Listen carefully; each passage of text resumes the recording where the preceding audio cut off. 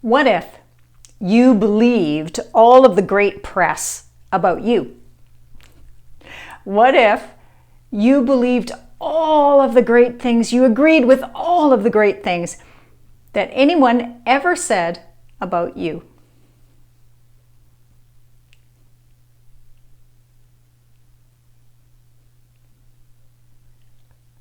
On today's Quest for Clarity, we're going to talk about you. We're going to talk about you and what other people think about you, which I know is a little bit scary for most people, but the way I look at it, most people are very kind when they talk about us. They're often a lot more kind than the voice that's in our head that talks about us. Isn't that true? I know, you know it's true. Because really, when you think about your performance at work or something that you've done or something that you said and you walk away, what happens? Oh, I know there's that voice in your head that said, I should have. Why didn't I? I could have. Isn't there? And so we're not very kind to ourselves, is what I have generally noticed. But if we talk to our friends, we talk to our family, we talk to the people that are with us at work, our colleagues, and someone did a random interview and said, what do you think about this person? I'm sure that the thoughts, the ideas, and the notions about you would be much more kind. Isn't that interesting? So it's like we discount ourselves on a regular basis. And that's what I mean when I say, what if you could believe the press about you? Because often, right, if you think about celebrities, think about it in that way. There's a press team that crafts these great messages about how cool they are or how attractive they are or how stylish they are, whatever, it doesn't matter. And there's an entire press team that creates this image and this feeling, and it's usually good. It's always positive. It's always dynamic. It's always larger than life. Well, if you could begin to believe the press about you, the positive things that other people would write about you, oh my gosh, how cool would that be? How great would that be? Think about this. Let's talk about this on a daily practical level here for a moment. When was the last time, be honest, when was the last time someone said to you, for example, oh, that is a great shirt? You're at work. Someone says that. You're at a coffee shop. Someone says, that is a great shirt. What did you say? Did you say, oh, thank you, I love how I feel in it? Did you say, thanks, I love this color, it makes me happy? Did you say, thanks, my mother gave it to me for Christmas? Did you say any of those things? Or did you say, oh, this old thing, I bought it at a discount sale. Oh, this thing, I got it on sale online. Did you discount it? Did you dismiss it? Did you kind of blow it off a little bit? Be honest. When was the last time you did that? Probably not that long ago. How about someone says to you at work, gosh, thank you so much for getting that report in on time. It was clear, it had all the information in it that I needed, and I really appreciated it. I appreciated having it for my presentation. Okay? What if someone said that to you? What did you say? Did you say, hey, no worries, I really enjoyed writing it, I'm glad it was helpful? Or did you say, oh, it was nothing, I should have done something different, or I could have done something different, or I'll do better next time? Do you see what I'm saying? We have a tendency, and I'm sure there are many, many examples in your life. I know there are examples in my life. I listen to people and I hear the examples in their lives as well. And so be honest with yourself and think about, okay, why do I, first of all, do I do that? Second of all, why do I do that? Why do I take what could be an achievement or a moment that could be positive and up here at this level, at a high level, and I go, and diminish it. I diminish it. I diminish myself. Why do I do that? Now that is the question that we want to talk about today. Because I want you to figure that out for yourself. Because here's what I think is happening. At the root of many of our insecurities, or many of our, I think that's the big one. Insecurities, I think, is the best word. And at the root of those are limiting beliefs. And we hear a lot about limiting beliefs, but really, what is it? Well, a limiting belief creates a pattern in your life. Because if you believe that you are not smart enough or good enough or any of those enoughs, then it creates a pattern in your life as you go through your life and your experiences and your connections with people, your relationships. It creates a pattern of repeating that belief. So you're saying, good grief, Jan. All I did was tell them I didn't, oh, that shirt's not really that great. How is that a limiting belief? Okay, well, let's play this out. Try this. So remember a story in your life. Make it a simple one, something that happened at work where you kind of discounted your abilities or you discounted your contribution. Or maybe it's a really simple one like I gave you with the shirt, right? Because we've all done that to some extent. And say to yourself, remember that so that it's in your brain, and then say to yourself, okay, try this. I remember that time, I remember that event, I remember that experience, and try and remember how you were feeling in the moment. And think about, I am not blank enough. Okay? I discounted that shirt. I discounted that compliment, because that's really what you're discounting, isn't it? Someone has said something kind to you.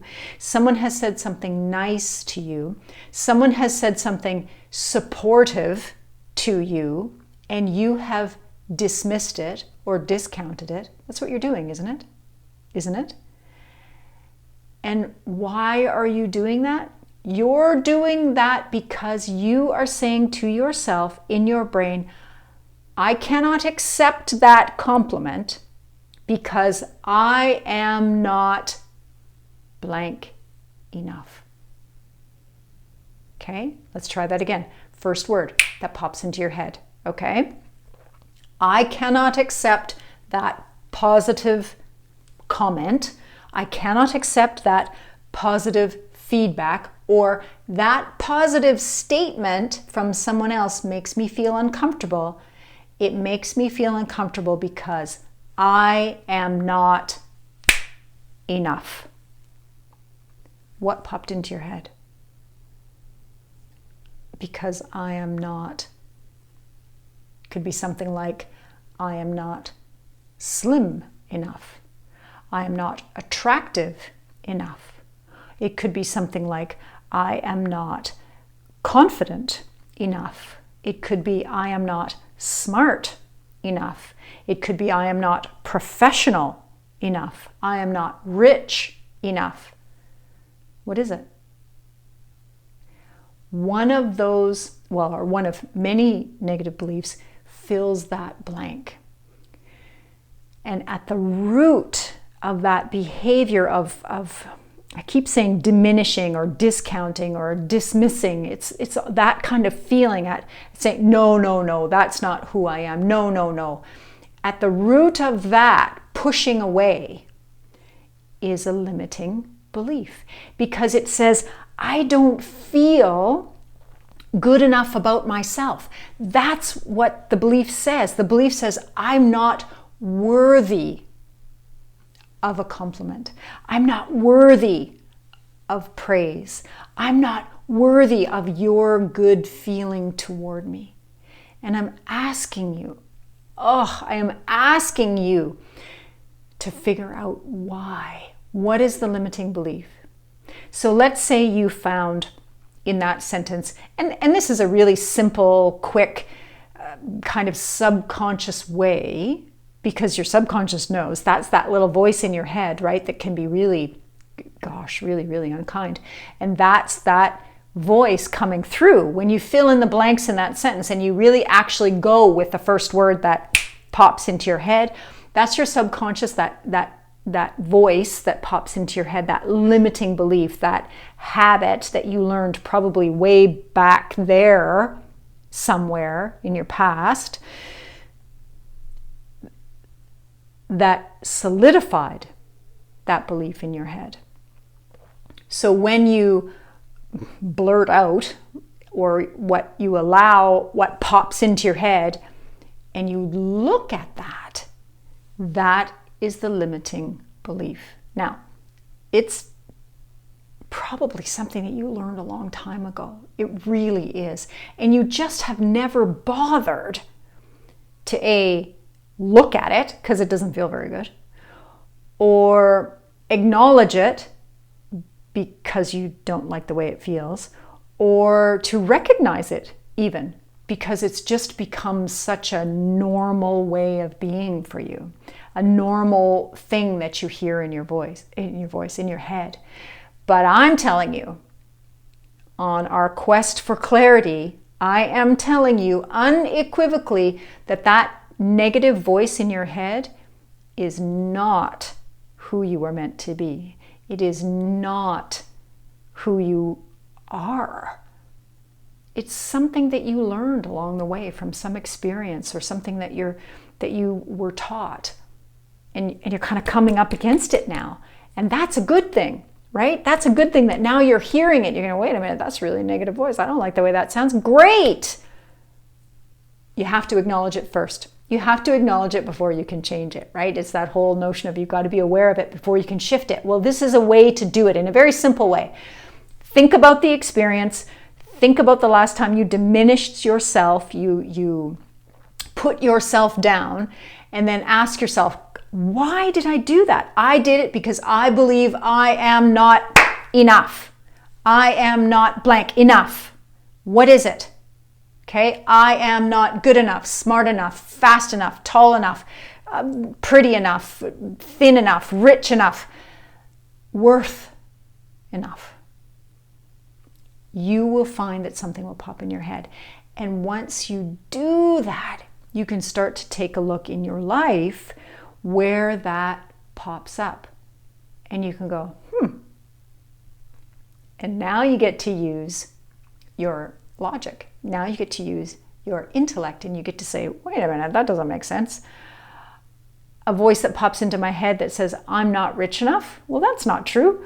I pay my bills. I drive a car that I like. I am able to save and go on a vacation, wherever your situation is. So now your logical brain can say, you know what? I don't think that's true. I don't think that's true. Okay. I'm not tall enough. Well, there's a ridiculous one. Why is it ridiculous? Because what's tall enough, right? These are the subjective things. And now you can take a look at what your belief is around that. I'm not successful enough. Well, okay, define success. I'm not tall enough. Okay, define tall. I'm not, those physical attributes in particular. It's like fashion, right? It's fashion. So once you acknowledge, once you recognize that at the root of those behaviors, at the root of those statements is actually a limiting belief that you are perpetuating, you can change them. Okay? You can actually change them. Now, one of the ways, and a very simple way, because this is your activity till the next time we speak, this is what I would like you to do. The next time someone says something to you that is positive, and you hear it as a compliment, or you hear it as praise, or you hear it as, that's all I got, that's all I can think of, compliments or praise, or a positive aspect of your personality, and it makes you uncomfortable, and you open your mouth and you begin to say something that sort of knocks you down a few pegs, catch yourself as that is coming out of your mouth, take a breath, and say, wait for it, say, thank you. Okay? Practice with me. Say, thank you. And then I would like you to add something to that. And you can say, yeah, thank you. I'm really proud of that accomplishment. Okay? Or how about, thank you. I worked really hard on that. I'm glad you appreciate it. Or try, thank you. I really love this color. It makes me happy. Or, thank you. I'm glad you like it. It doesn't have to be complicated, but I want you to take it in. I want you to take in that positive press that someone else is writing about you, and I want you to begin to make it your own.